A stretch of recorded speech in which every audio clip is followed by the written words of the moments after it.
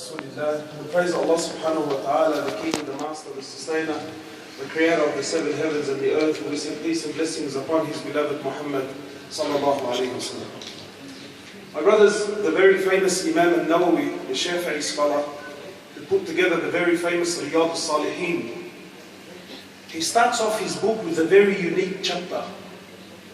In fact, Imam al-Bukhari also starts his Sahih Hadith collection also with a very famous hadith. And the same hadith is the same hadith that Imam al-Nawawi started off his first chapter with.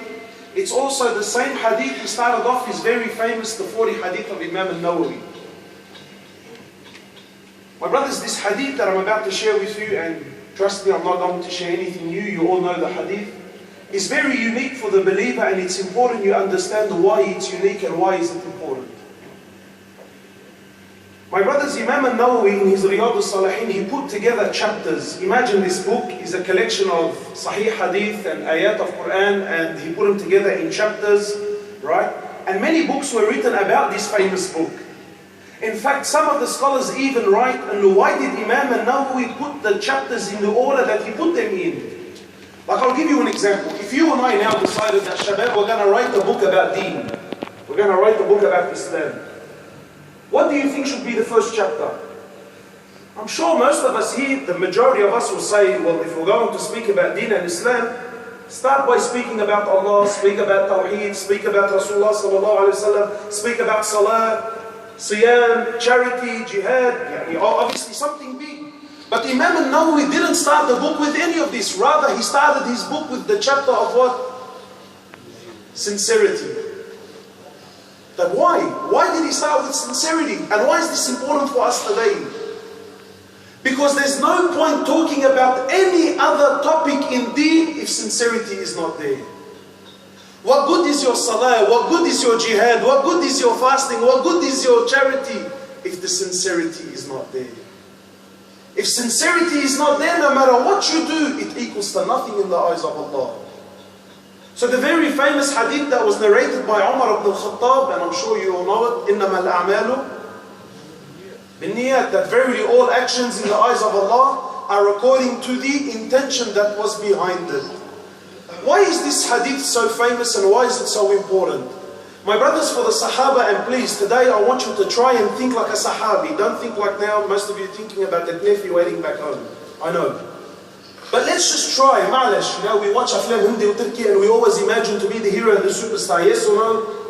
Today, let's try and imagine ourselves and try to think like a Sahabi, like a companion of Rasulullah sallallahu alaihi wasallam. My brothers, for the Sahaba, believe it or not, the greatest sacrifice that the Sahaba deem in their eyes, the greatest sacrifice that was ever put forward for Allah was the migration from Mecca to Medina.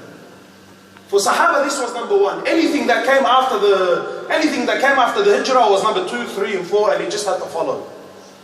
So now I want you to imagine you're a Sahabi.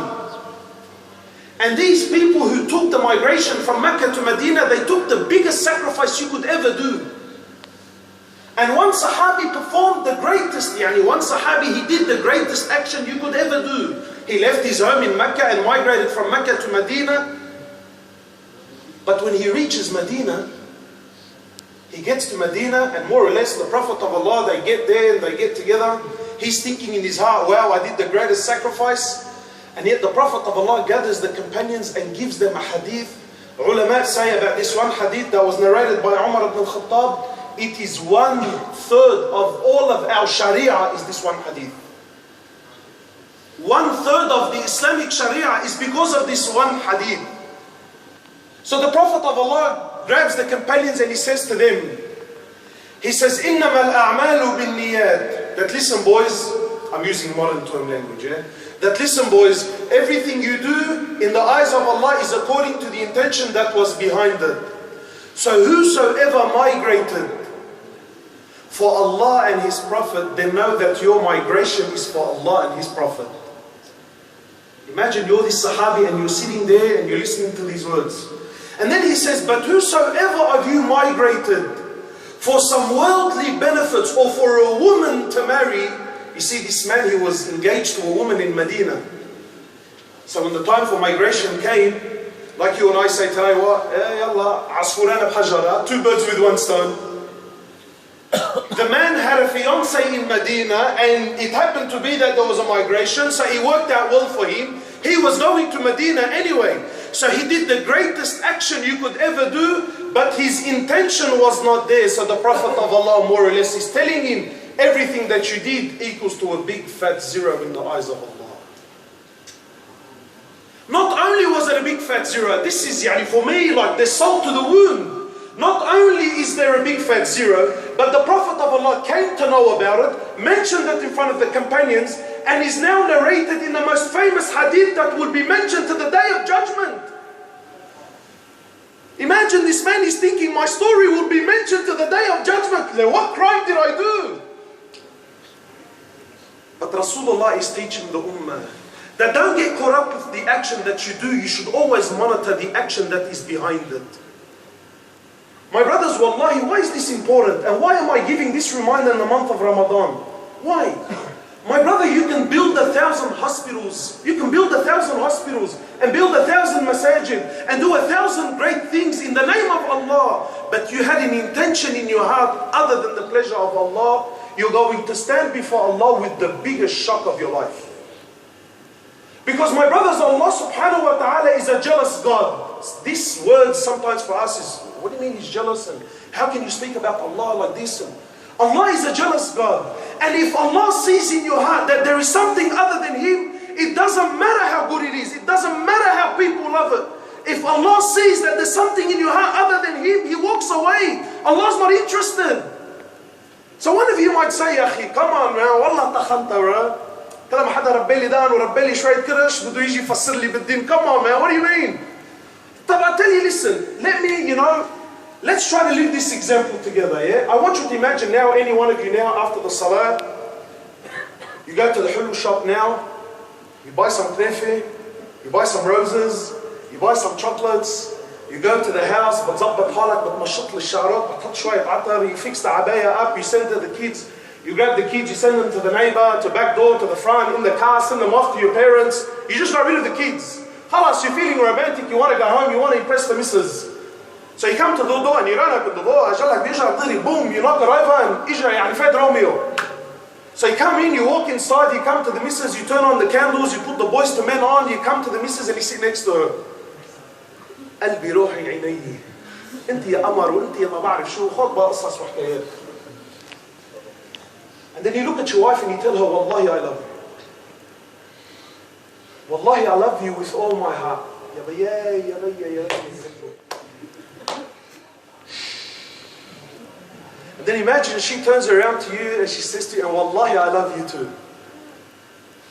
Wallahi I love you with 99% of my heart. But سامحني, I have 1% for the neighbor next door.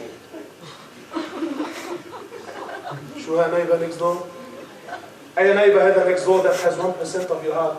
والله لا اذبحك واذبح, we'll bury you together and we'll pray janazah on the both of you together.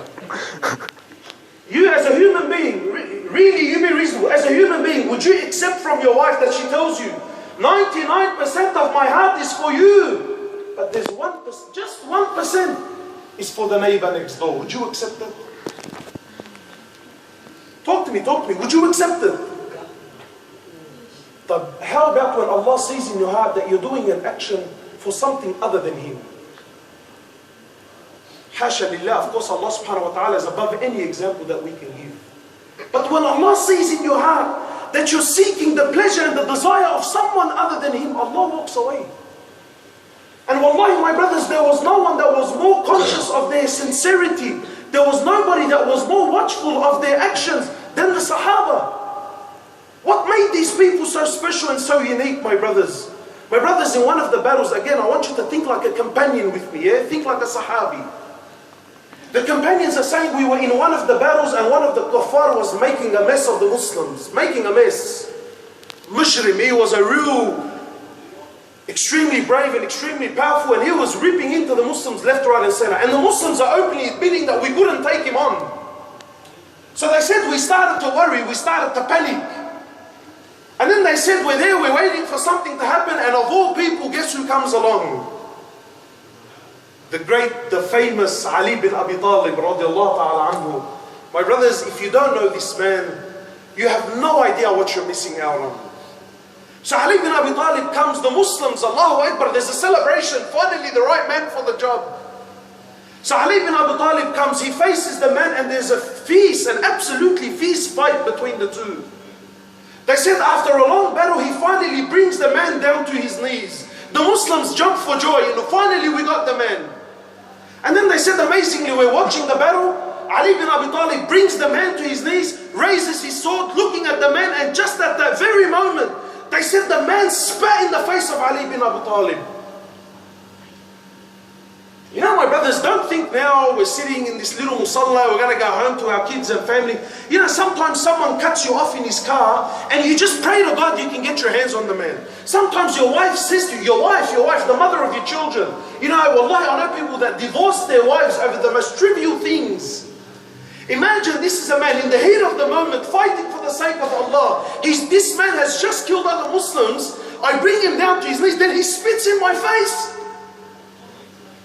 So Sahaba are watching, they're thinking, what's going to happen? They said, Ali bin Abi Talib holding the sword, the man spits in his face. They said to our amazement, he lowers his sword, he leaves the man where he is, he turns around and walks away.